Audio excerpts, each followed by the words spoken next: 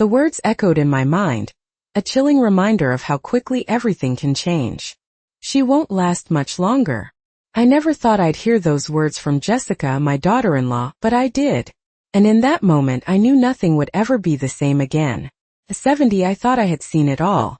My husband had passed away just 6 months ago, and in the silence of the house I tried to keep myself busy. I thought organizing a family gathering would bring some warmth back into our lives. I had spent days preparing for this evening, making sure every detail was perfect. The table was set with the finest china, the candles carefully lit, and the aroma of roast chicken filled the air. I thought this would be the night when I could feel the love of my family around me once again. But as the minutes ticked by, my hope began to fade. No one showed up. I checked my phone. No messages. No calls. The clock on the wall ticked louder in the empty room. I couldn't believe it. I sat there at the head of the table with no one to share the meal. My heart sank. The family I had spent my entire life building, the family I had cared for and loved, seemed to have forgotten me. Then, as I sat in the silence, I overheard a conversation between Jessica and John, my son. "She won't last much longer." Jessica said it so casually, as if she were talking about a stranger. I felt a cold shiver run through me. I hadn't meant to hear it, but the words struck me like a slap to the face. How could she say that about me? After everything I had done for them? After all the sacrifices? I was stunned, but I kept my composure. I had to. I wasn't going to let them see how much it hurt. I would not give them the satisfaction. I thought about my husband, how he had always been there for me. He trusted them all. He believed in family. And now I was left here alone in the very house we had built together. I wanted to scream to ask them why. But I didn't. Instead I got up, walked to the kitchen and took a deep breath. I needed to think. What was going on? Why had they treated me like this? Were they really after what I had left? I had no answers, but I knew one thing for sure. I wasn't going to let this continue. I wasn't going to let them push me aside. I had lived too long, fought too hard, to let this happen without a fight. As I stood there in the kitchen, staring at the empty plates on the table, I made a decision. They thought I was weak. They thought I was finished. But they were wrong. I wasn't going to let them tear apart what my husband and I had built. I would fight for what was mine. I would fight for the dignity they had stolen from me. And I would make them see that I was stronger than they could ever imagine. I wasn't done yet. And I was going to make sure they knew it. I spent the next few days pretending everything was fine. I kept myself busy with little tasks, cleaning, organizing, as if I could force the silence and hurt to vanish. The table still had the remains of the dinner I had set for the family untouched, just like the love I thought we had. The candles had burned down, the roast had long since gone cold, but I couldn't bring myself to clear the dishes. The thought of throwing it all away made me feel like I was discarding my own memories. The following morning, I woke up to the sound of birds chirping outside the window. It should have been comforting, but it felt like a cruel reminder of how life kept moving, while mine had come to a screeching halt. I tried to push the feelings down. I told myself it was just a rough patch, that things would get better once everyone came to their senses. But deep down I knew that wasn't true. Jessica's words haunted me. She won't last much longer. What did she mean by that? Was she talking about me, about my health, or something more sinister? I couldn't let it go. I had to find out. That afternoon when I saw John, my son, for the first time since that painful dinner, I tried to act normal. He was standing by the door, as if he hadn't noticed the tension between us. He greeted me with a half-hearted smile. "How are you doing, Mom?" The question seemed so insincere, like he wasn't even sure if he should care. I looked at him trying to read his face, but he avoided my gaze. "I'm fine, just keeping busy," I replied, the words feeling hollow. "I'll just be in my room," I added, hoping to end the conversation quickly. As I turned away, I could feel his eyes follow me. There was no anger, no apology, just a cold indifference. That night, when the house was quiet again, I sat by the window watching the dark sky outside. I couldn't help but think about the past. The years I had spent raising John, watching him grow, supporting him through everything. And now he couldn't even look me in the eye. How had we gotten here? The next morning I decided I would no longer wait for them to fix things. I was going to take control of my own life. I went to the bank, not knowing exactly what I was going to do, but knowing I couldn't continue living in this suffocating silence. The weight of betrayal was too much to carry alone. When I arrived at the bank, I walked straight to the teller and asked to speak to the manager. I needed to secure my finances just in case. After all, if they were after what I had, I wouldn't give it up without a fight.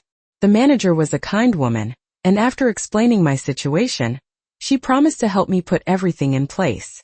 I felt a small sense of relief, as if I was finally starting to regain some control. When I left the bank, I walked back to the house with a new sense of purpose. I wasn't going to let Jessica or John push me around anymore. I was going to protect myself, my home, and my future. The days that followed were quieter than before. I spent time in the garden, tending to the flowers that my husband and I had planted together years ago. The garden was one of the few places I felt at peace, surrounded by something beautiful that hadn't been touched by the cruelty I had experienced. But even in the peace of the garden, I couldn't stop thinking about what had happened. I had to confront Jessica, to ask her what she meant by those words. I knew it wouldn't be easy, but I couldn't keep pretending I didn't know. The next time she came over, I knew I had to face her. Jessica, I need to talk to you, I said, my voice steady but firm. She looked at me, her eyes widening slightly, as if she knew what was coming. What about? She asked, her tone not quite as sweet as it had been before. What did you mean when you said, she won't last much longer? I asked, not bothering to sugarcoat it. I wanted the truth. She froze, the color draining from her face. For a moment she said nothing, and I could see the gears turning in her mind, trying to figure out how to talk her way out of it. I didn't mean anything by it, she stammered. It was just a stupid comment, something I said in the heat of the moment. I didn't believe her. Not for a second. I could see it in her eyes, the guilt, the fear. She knew she had said too much, and now I knew she couldn't take it back. Stop lying to me, I said, my voice now cold. What are you really after, Jessica? What do you want from me? She swallowed hard but didn't answer. Instead, she looked away, as if she couldn't bear to face me anymore. I had seen enough. It was time for me to stop being the victim. I had to fight back, not just for myself but for everything my husband and I had worked for. I wasn't going to let Jessica or anyone else take what was mine.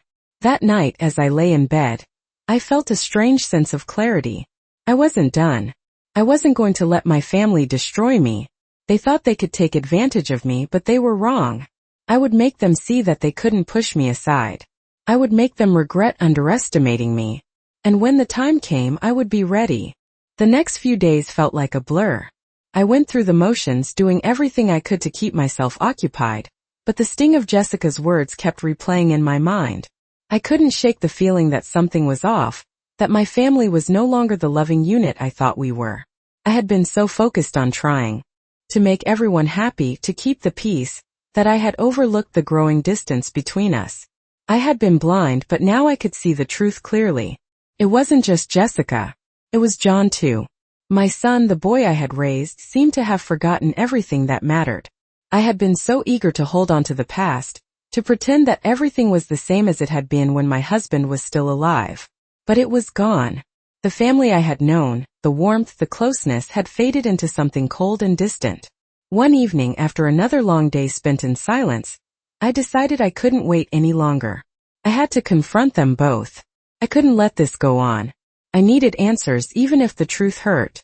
Jessica was the first one to arrive. She walked in, her smile as polished as ever, but there was something in her eyes that told me she was nervous. She was trying to act like everything was fine, but I saw through it. "Mary, how are you today?" she asked, her voice too sweet to be genuine. I didn't answer right away. I couldn't. Instead, I looked at her, my eyes narrowing. "What did you mean when you said, she won't last much longer?" I asked, my voice calm but firm. She froze. For a moment I thought she might deny it again, but then she just stood there, her face pale. I could see the guilt on her face, even if she didn't say a word. "I didn't mean anything by it," she finally mumbled, but her eyes betrayed her. I wasn't buying it. I knew there was more to it. "Tell me the truth, Jessica," I said, taking a step closer to her. "What are you planning? What do you want from me?" I had to know. She fidgeted with her hands, clearly uncomfortable under my gaze. For a long moment she didn't say anything. Then she sighed, as if the weight of her own guilt was too much to bear. "I'm not trying to hurt you, Mary," she said, her voice softer now. "But you're not getting any younger, and the house is too much for you. I just think it would be better for everyone if you moved out." Her words hit me like a punch to the gut. My mind raced. So this was it. This was what they had been planning all along. It wasn't just the coldness. They wanted me gone. I stood there, stunned, trying to process everything she had just said. My hands were trembling, but I kept my composure. "So, you're telling me that after all these years, after everything I've done for this family, you want me out of my own home?" I couldn't believe it. I thought I had been imagining things, but now the truth was staring me in the face. Jessica didn't even have the decency to look ashamed. She just nodded, her expression cold. "Yes, Mary. It's for the best. You should move to one of those senior communities, somewhere more suitable." The words felt like ice in my veins. I had spent so many years building this life, this home, and now they were just going to throw me out like I was some kind of burden. "I'm not going anywhere," I said, my voice steady. "Not unless I choose to." Jessica's eyes flickered with irritation, but she didn't argue. She knew she had no power here. Not anymore. Just as I was about to speak again, the door opened and John walked in. He had been listening. I could tell. There was no warmth in his greeting, no affection. Just a cool, detached expression. "What's going on here?" he asked, his tone flat. I didn't need to say anything. Jessica had already spilled the truth. John looked at her, then back at me, his face hardening. "I'm sorry, Mom. But Jessica's right. You can't keep living here." The words cut deeper than any knife could. My own son, the one I had raised, was agreeing with her. I felt my heart shatter all over again. "So this is it?" I whispered, barely able to speak. "You're both going to throw me out?" John sighed, his shoulders slumping as if he were tired of the conversation. "It's for your own good, Mom. You'll be better off somewhere else." The finality in his words hit me harder than anything else. There was no compassion, no empathy, just cold logic. They were done with me. They had made their decision. And just like that, everything I had known, everything I had built was slipping away. I walked out of the room, my legs unsteady beneath me. I needed space to think. I couldn't stay in this house any longer. It was clear now that they had already made up their minds. But I wasn't going to just walk away. No. I was going to fight for my life, for the respect I deserved. And I was going to make sure they knew I wasn't someone to be discarded so easily. The silence in the house felt suffocating. And it wasn't just the absence of family. It was the weight of betrayal hanging in the air. I spent the next few days trying to ignore it, pretending nothing had changed, but deep down I knew everything had. I couldn't escape the truth. Jessica and John had made up their minds, and I was nothing more than an inconvenience to them. Every little detail, every word they spoke, now seemed like part of a bigger plan I had failed to see. I hadn't realized just how much they had been plotting until that moment. I had spent my life taking care of my family, putting everyone else's needs before mine. But now I saw that none of it mattered to them. They had never truly cared. They had always just been waiting for me to be easy to dispose of, and I had let myself be fooled. That night I sat at the kitchen table, the quiet hum of the refrigerator the only sound in the house. The smell of the untouched food from the previous day still lingered in the air, reminding me of the emptiness I was feeling inside. I thought about everything I had done for them, all the sacrifices I had made, and it felt like it meant nothing. I stood up and walked over to the sink, running water over the dishes I hadn't had the heart to clean earlier. The rhythmic sound of the water pouring out of the faucet was oddly soothing, like a steady pulse, but it didn't drown out the thoughts racing in my mind. I couldn't keep pretending. I couldn't keep playing the role of the dutiful mother and grandmother when all I was to them was a burden. I needed to figure out what to do next, but I wasn't sure where to begin. The next day, I decided to visit the house where my husband and I had planned to grow old together. It had been a dream of ours, a place we had worked hard to make our own, but now it felt like a prison. I drove there in silence, the familiar roads seeming like they had changed since I last drove down them. I parked in the driveway, took a deep breath, and stepped out of the car. The front door was still the same, the paint slightly chipped from years of exposure to the sun. But everything else felt different. The house didn't feel like home anymore. It felt like a place where I no longer belonged. I walked inside, my footsteps echoing in the empty space. I could almost hear the laughter of family, the chatter of meals shared, the comfort of being surrounded by loved ones. But now it was just hollow. The living room, once filled with warmth, now seemed cold and empty. I walked past the couch where we used to sit together watching TV, laughing, talking about our day. But now the cushions were sunken, untouched. I moved into the kitchen, where I had spent so many hours preparing meals for my family, hoping to bring them together. The counters were still clean, but there was no one here to appreciate it. I walked into the bedroom, the place where my husband and I had shared so many memories. The bed was still made, but the absence of his presence made it feel like a foreign place. I sat on the edge of the bed, running my hand over the blanket. It was still the same, but it felt so different without him. And without anyone else here, it was just a room, a reminder of what had been lost. I had spent so many years focused on taking care of others, on keeping the peace, but now I had to focus on myself. I wasn't going to let them push me around any longer. I wasn't going to let them take what was mine. The next day I called my lawyer. I had made my decision. I wasn't going to move into some senior community, and I wasn't going to let Jessica and John take my home. I had every right to stay here, and I wasn't going to back down. I couldn't let them win. The lawyer was kind, and he listened to everything I had to say. "Mary, I can help you with this," he said. "We'll make sure your rights are protected. You deserve to stay in your home." His words were a small comfort, but they gave me the strength to keep going. I knew the road ahead wouldn't be easy. There would be battles, there would be conflict, but I wasn't going to let them break me.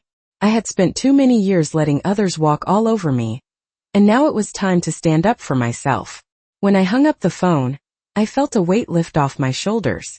For the first time in a long time, I felt like I was taking control of my life. I wasn't going to be a passive bystander in my own story. It was time for me to fight back. I spent the next few weeks preparing. I gathered all the documents, went through the paperwork, and made sure everything was in order. I knew they were going to try to push me out, but I wasn't going to make it easy for them. They had underestimated me. They thought I was weak, but they were wrong. I wasn't going anywhere. I was going to fight for what was mine, and I was going to make them see just how strong I really was. And when the day came, I would stand my ground, not just for me, but for everything my husband and I had built. I was going to make sure that no one, not even my own son, could take that away from me. It had been weeks since I started the legal process, and while the paperwork was slowly moving forward, the tension in the house was palpable. Jessica and John were doing their best to ignore me, as if they hoped I would just disappear, but they didn't realize that I was standing my ground. I could feel the coldness in the air whenever we were in the same room, and the silence between us spoke volumes. I knew they were waiting for me to back down, but that wasn't going to happen. The more they avoided me, the more determined I became. I had spent my entire life putting everyone else's needs first, but now it was time for me to put myself first. The realization was both liberating and terrifying. I had never been one to rock the boat, but now I was. I was fighting for my home, my dignity, and my right to be treated with respect. The day I had been preparing for finally arrived. It was a Friday afternoon, and I had arranged to meet with my lawyer to go over the final steps in the process. As I waited for him in the living room, I couldn't help but reflect on how everything had changed. The house, once filled with the laughter and warmth of family gatherings, now felt like a hollow shell. I walked over to the window and looked out at the garden, the flowers my husband and I had planted together, still blooming despite everything that had happened. It was a small comfort, but it reminded me that some things were worth fighting for. When my lawyer arrived, he immediately got to the point. "Mary, we've reviewed everything, and we're ready to move forward. The documents are in order, and I'll handle the rest. You just need to stand firm. This is your home, and no one can take that from you." His words gave me the strength I needed to keep going. "I'm ready," I said, my voice steady. "I'm not backing down." After the meeting, I felt a weight lift off my shoulders. The next few days were a blur of preparations, packing a few things I didn't want to leave behind, and finalizing the legal documents. But even though I had done everything I could to prepare, the reality of what I was doing began to sink in. I wasn't just fighting for my home. I was fighting for my place in the world. As the days passed, I saw less and less of Jessica and John. They had become ghosts in my own home, avoiding me as if I were the one who had done something wrong. I couldn't help but wonder how they could live with themselves, knowing they had pushed their own mother out of the family. I had spent years supporting them, always putting their needs ahead of my own, and this was how they repaid me. It was hard not to feel the sting of betrayal, but I refused to let it break me. I had seen what it felt like to be invisible, but I wasn't going to let that be my story anymore. I was going to make my own future one where I was in control. One evening as I sat alone in the living room, I realized something important. I had always thought I needed my family to be happy. I had always thought that love and connection came from being needed, from being the one who took care of everyone else. But now I saw the truth. Happiness didn't come from others. It came from within. I didn't need to rely on Jessica or John, or anyone else to define my worth. I had spent so many years giving, and now it was time for me to receive. It wasn't just about the house or the money. It was about my own sense of self-respect. I wasn't going to let anyone strip that away from me. The next time I saw Jessica, she didn't say much. She simply looked at me with that same cold expression she had worn since the day I overheard her talking about me. But this time I wasn't intimidated. I wasn't going to shrink away or apologize for standing up for myself. "I'm not going anywhere," I said, my voice calm but firm. "I've made my decision. This is my home and I will fight for it." She looked at me for a long moment, and for the first time in a while, I saw a flicker of uncertainty in her eyes. She didn't say anything in response, just turned and walked away. It wasn't much, but it was enough. I knew I had taken the first step toward reclaiming my life, toward taking back my power. The next day, I received a letter from my lawyer. The court date had been set, and the battle for my home was about to begin. I wasn't sure what would happen, but I knew one thing for certain. I wasn't going to let anyone walk all over me anymore. I was ready for whatever came next, and I would face it with the strength and determination that had always been inside me, waiting to be unleashed. The court date was finally set, and I felt a wave of both fear and determination wash over me. It had been weeks since I had made the decision to fight for my home, and now the day had arrived. I wasn't sure what to expect, but I knew one thing. I wasn't going to back down. I wasn't going to let Jessica or John get away with this. The morning of the hearing, I dressed carefully, choosing a simple but elegant outfit.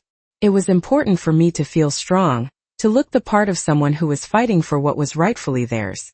As I looked in the mirror, I barely recognized the woman staring back at me. She was not the woman who had spent years quietly taking care of others, suppressing her own needs and desires. She was someone new. Someone who knew her worth and was ready to reclaim it. When I arrived at the courthouse, the weight of the situation hit me all over again. The building was imposing, filled with people in suits and ties, all moving with purpose. But I wasn't like them. I wasn't here to play a game of corporate politics or legal maneuvering. I was here to fight for my home, for my life. I felt a knot tighten in my stomach, but I forced myself to breathe deeply and move forward. Inside the courtroom, I took a seat at the table, my lawyer beside me. As I looked around the room, I saw Jessica and John sitting across from me, their faces set in expressions of indifference. They were calm, almost too calm, and I could see the confidence in their eyes. They thought they had already won. But I wasn't about to let them walk all over me. The proceedings began, and I listened as my lawyer outlined the case. Every word that came out of his mouth felt like a weight being lifted off my shoulders. I had every right to stay in my home, and we had the documentation to prove it. Still, I couldn't shake the feeling that Jessica and John were plotting something. I knew they had been trying to manipulate the situation from the start, and now in the courtroom I could see it more clearly than ever. The judge listened carefully, asking questions and weighing the evidence. I could feel the tension building in the room, the silent battle being fought in every glance exchanged. When it was my turn to speak, I stood up slowly. My hands were shaking, but I kept my posture straight. I didn't know exactly what I was going to say, but I knew I had to make it count. I took a deep breath before speaking. Your Honor, this house is all I have left. It's not just a piece of property to me. It's where my husband and I built our life together. It's where we raised our family. I've spent my life taking care of everyone else, but now I need to take care of myself. I'm not asking for special treatment. I'm asking for what's rightfully mine. My voice trembled slightly as I spoke, but I held my ground. I could feel Jessica's eyes on me, her gaze cold and calculating, but I didn't let it faze me. I had come this far, and I wasn't going to let her intimidate me now.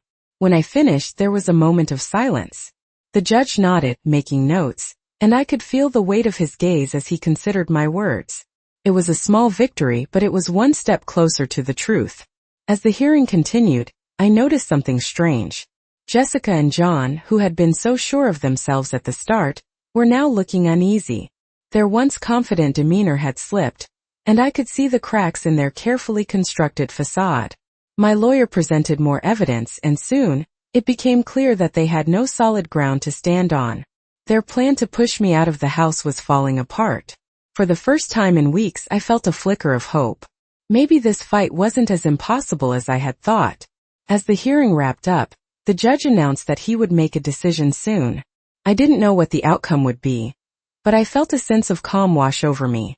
I had done everything I could, and I had fought with everything I had. The battle wasn't over, but for the first time, I felt like I was on the right path. I left the courthouse that day with my head held high. The weight of the world didn't feel so heavy anymore. I had taken control of my life again, and no matter what happened next, I knew I would be okay. I wasn't the same woman who had walked into that courtroom. I had found my voice, and I wasn't going to let anyone silence it. It was a long road ahead, but I was ready for whatever came next. And this time I wasn't alone. I had my strength, and that was all I needed. The days following the court hearing were filled with a strange sense of anticipation. I didn't know what would happen next, but there was something different in the air now. For the first time in weeks, I allowed myself to feel a glimmer of hope. The fight wasn't over yet, but I was no longer the passive, defeated woman I had once been. I was standing up for myself, and that gave me a power I hadn't realized I had until now.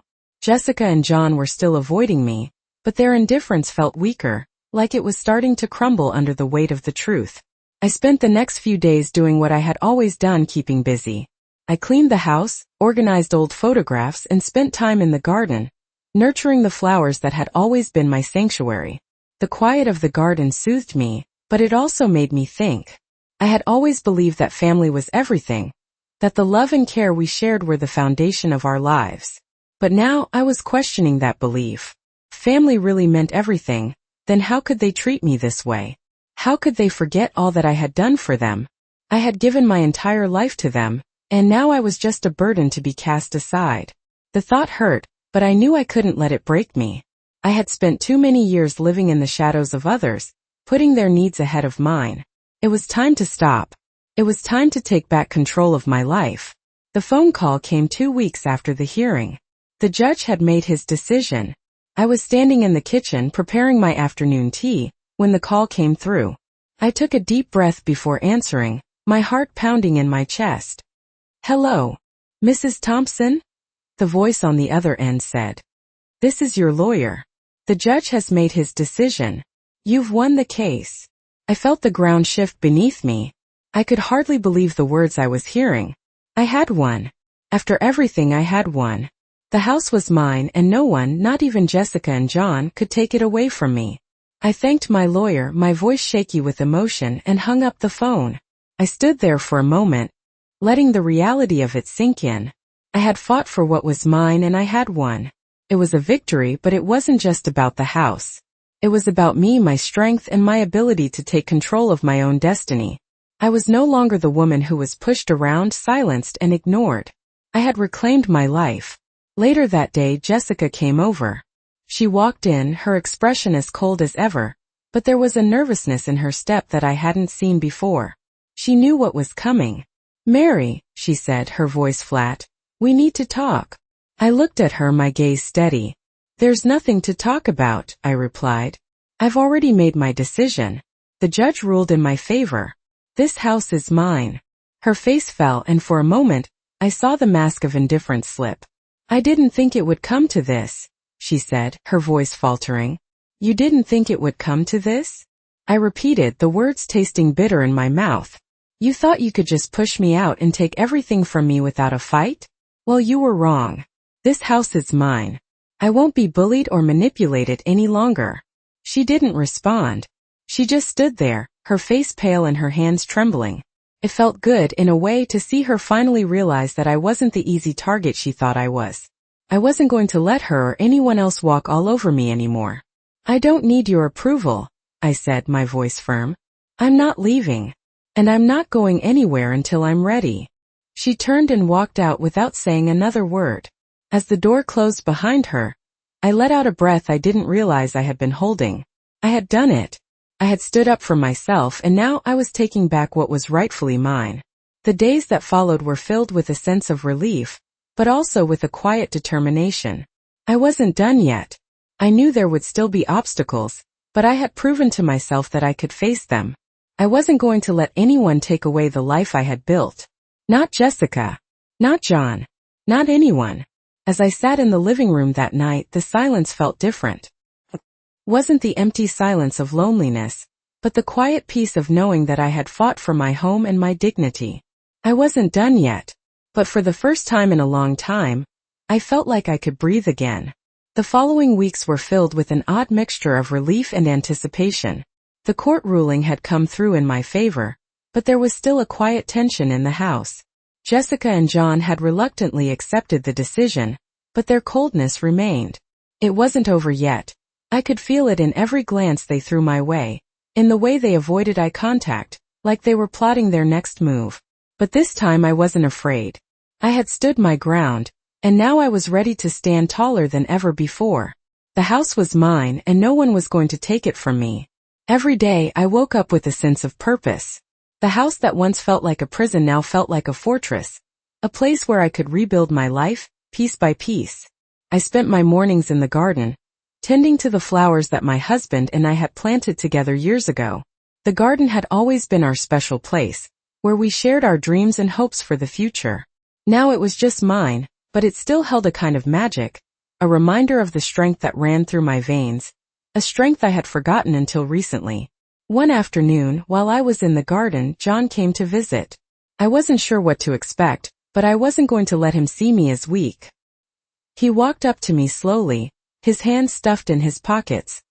"Mom," he said, his voice softer than usual, "can we talk?" I paused for a moment before turning to face him.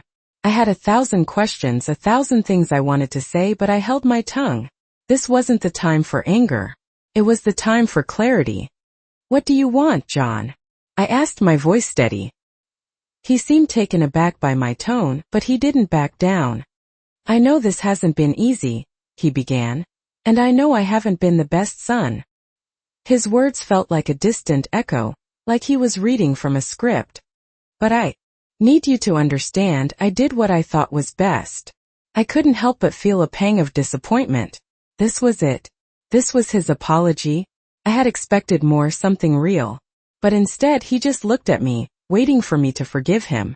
Best for who? I asked, the question hanging in the air. What was best for me? Or what was best for you? He shifted uncomfortably, and I could see the cracks in his calm exterior. "I'm sorry, okay?" he said finally. "But this place, it's too big for you now. You should think about your future. Think about what's best for you." I could hear the faintest trace of impatience in his voice, as if he were trying to rush me into agreeing with him. I took a deep breath, steadying myself.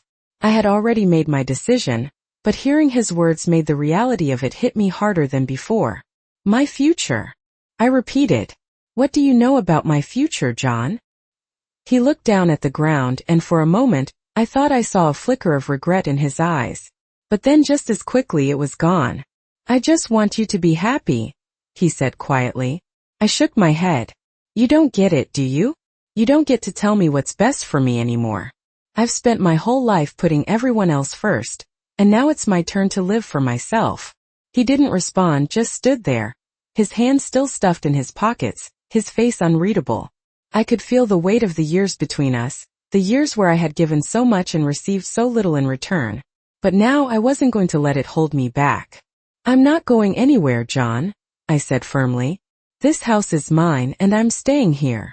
For a moment, he seemed to contemplate what I had said, and then without another word, he turned and walked away. I watched him leave, a strange sense of closure settling over me.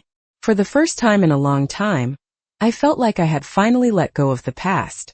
I wasn't the woman I used to be, the one who would quietly accept whatever was thrown at her. I had found my voice, and I wasn't going to let anyone silence it. Again, that evening I sat in the living room, the stillness of the house surrounding me. For the first time in weeks I felt at peace. It wasn't the peace of complacency, but the peace of knowing that I had fought for what was mine, that I had done everything I could to take control of my life. It was the kind of peace that only comes from standing your ground, no matter how hard it is. And as I sat there, I realized that this was only the beginning. The road ahead wouldn't be easy. There would be more challenges, more battles to fight. But I wasn't afraid anymore. I had already faced the hardest part. I had reclaimed my life, and no one, not Jessica, not John, and not anyone else, would take that away from me. As the weeks passed, I started to feel a shift in the air around me. It wasn't dramatic, but it was there. The house felt fuller, warmer, even without the laughter and presence of family. I had always thought that family was everything, that their love and support were what kept me going. But now I realized it was my own strength, my own determination that kept me going. I had spent too many years letting others define my worth. I wasn't going to make that mistake again. John still didn't come around, but there were moments when I saw a flicker of something in his eyes. It wasn't regret, not exactly, but it was as if he was starting to understand. Jessica, on the other hand, remained cold, her visits few and far between. I knew she still didn't understand why I had fought so hard for the house. To her it was just a house, a property, something to be dealt with and moved on from. But to me it was a symbol of everything I had worked for, everything I had built. I wasn't ready to let that go, not for anyone. I kept myself busy with my routine. I walked around the house, taking care of things that had long been neglected, giving the old walls a fresh coat of paint, and fixing up the garden even more. It was a reminder that I was still here, that I had a life worth living. One afternoon I sat down on the porch, a cup of tea in hand, and I allowed myself to reflect on everything that had happened. I thought about my husband, how he had always supported me, how he had trusted me to handle everything, even in his absence. I wondered what he would have thought of how things had turned out, but I knew one thing for sure. He would have been proud of me. He would have been proud of how I had stood up for myself, for the home we had built together. It wasn't easy. There were times when I doubted myself, when I wondered if I was doing the right thing. But in the end I knew it was worth it. The sound of footsteps on the gravel broke my thoughts, and I turned to see John walking toward me. His expression was soft, not the usual guarded look he had worn for so long. I could tell he had something on his mind. "Mom," he began, "can we talk?" I put down my tea, gesturing for him to sit down beside me. For a moment neither of us spoke. It was like we were both trying to find the right words, but neither of us knew how to begin. "I'm sorry," he said finally. "I know I've made a lot of mistakes, and I know I haven't been there for you like I should have. But I want you to know that I see you now. I see how strong you are." His words were simple, but they carried so much weight. It wasn't an apology for everything, but it was a start. I looked at him, not with anger, but with a quiet understanding. "It's okay, John," I said, my voice steady. "I've spent my life trying to make everyone else happy, but I can't do that anymore. I had to do this for me, for my own peace of mind." He nodded, a hint of regret in his eyes, but there was something else there too. Something that made me think he was finally starting to understand. "I think I've been selfish," he admitted. "I was so focused on what I wanted that I didn't see what you needed." I could see the sincerity in his eyes, and for the first time in a long time I felt a sense of hope. It wasn't a perfect apology, but it was a step in the right direction. "We've both made mistakes," I said. "But that doesn't mean we can't move forward." He smiled faintly, and for the first time in a long time, it felt like we were both on the same page. "I want to be a better son," he said quietly. "I want to be there for you." I smiled, but I didn't say anything. The silence between us wasn't uncomfortable anymore. It was filled with understanding, with the knowledge that things could be better, that we could heal even if it took time. Over the next few weeks things started to change. John and I spent more time together talking, doing small things around the house. It wasn't perfect, but it was progress. Jessica, on the other hand, remained distant. I knew she was still angry, still hurt by what had happened, but I wasn't going to chase after her. I had learned that my worth wasn't dependent on her approval. I had learned that I didn't need anyone to validate my existence. And that was a lesson that had taken me far too long to learn. As the days went by, I found myself feeling lighter, more at peace with the decision I had made. The house was still mine and I was still standing. I had fought for what was right and I had won. The battle wasn't just about a house or money. It was about my own self-respect. It was about taking control of my own life and refusing to let anyone take that from me. I had rebuilt my life piece by piece, and while it wasn't perfect, it was mine. And that was all I needed. I knew there would be more challenges ahead. Life wasn't going to be easy, but I was ready. I had already faced the hardest part. And now, with a new sense of strength, I was ready to face whatever came next. I wasn't alone. I had my strength, and that was all I needed to keep moving forward.